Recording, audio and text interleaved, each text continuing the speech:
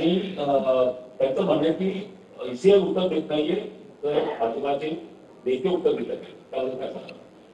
पहिल्यांदा तर ईसीआयने पण उत्तर दिलं आणि ईसीआयने त्यांना स्पष्टपणे सांगितलं तुम्हाला जे जे पाहिजे ते पब्लिक डोमेनमध्ये आहे. माझा त्यांना सवाल आहे की त्यांना जर ईसीआय कडनं उत्तर पाहिजे तर ते भाजपवर का आरोप करतात? त्यांना ईसीआय कडनं उत्तर पाहिजे तर ते पेपरमध्ये का म्हणतात? ईसीआयला पत्र द्यावं त्यांनी, ईसीआय उत्तर देईल त्यांच्याला. ईसीआयला ते याकरता पत्र देत नाही की या सगळ्या गोष्टी त्यांनी यापूर्वीच ईसीआयला माहितीच्या अधिकारात विचारल्या आणि 60 पानाचं उत्तर ईसीआयने त्यांना दिलं आणि त्यांनी त्यांचं तोंड बंद झालं. त्याच्यावर त्यांच्याकडे काहीच उरलं नाही. माझा त्यांना खुला आव्हान आहे की जे 60 पानाचं उत्तर तुम्हाला मिळालेलं आहे त्यातली डिस्क्रिपन्सी दाखवा. आता मी त्याच्या पलीकडे जाऊन सांगतो, विचारतो. आपल्याला इलेक्शनची पद्धत माहिती आहे. प्रत्येक पक्षाचा बीएलए असतो. काँग्रेस पक्षाचा बीएलए आहे प्रत्येक बूथवर. मतदार यादी तयार करण्याच्या कामामध्ये बीएलएचा सक्रिय सहभाग असतो. त्यामुळे ती मतदार यादी काय होते बीएलए काँग्रेसच्या माहिती आहे.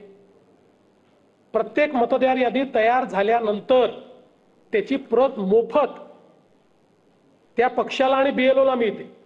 म्हणजे संपूर्ण यादी मिळते त्या ठिकाणी आणि मग ती त्या बीएलओ कडे जाते. त्यामुळे त्याच्यामध्ये जर काही त्रुटी असतील तर त्याच्यावर ऑब्जेक्शन घेण्याकरता मोफत यादी, म्हणजे ती वेबसाईटवर तर असतेच पण त्याच्यासोबत त्याची प्रिंटेड कॉपी देखील प्रत्येक पक्षाला मिळते. एकतरी ऑब्जेक्शन घेतलंय का काँग्रेस पक्षाने? दुसरं, ज्या दिवशी मतदान होतं त्या दिवशी प्रत्येक पक्षाचा बूथ एजंट हा बूथमध्ये असतो. काँग्रेस पक्षाचाही असतो. एका तरी काँग्रेस पक्षाच्या बूथ एजंटनी ऑब्जेक्शन घेतलेलं मला दाखवा. एक तरी घेतलंय का? याचा अर्थ सगळी प्रोसेस नीट झालेली आहे.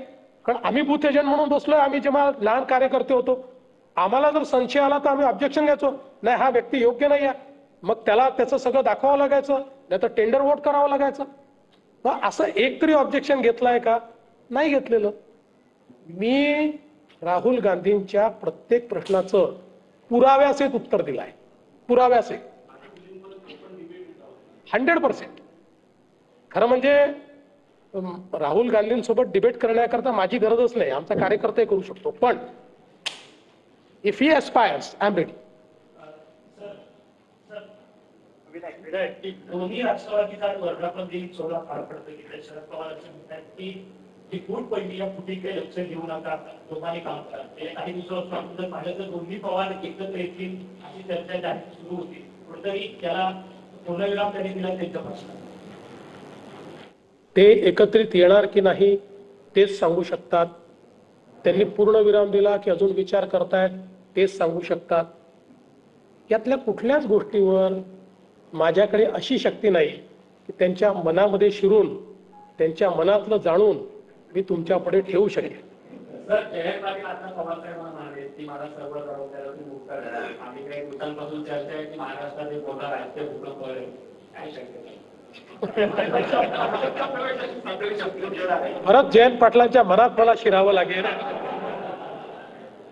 आणि सगळ्या जबाबदाऱ्यातनं मुक्त करा असं ते जे म्हणाले ते मुक्त करणारे असं माहिती असल्यामुळे म्हणाले की त्यांच्या मनात काही दुसरं आहे, सगळं समजून घ्यावं लागेल.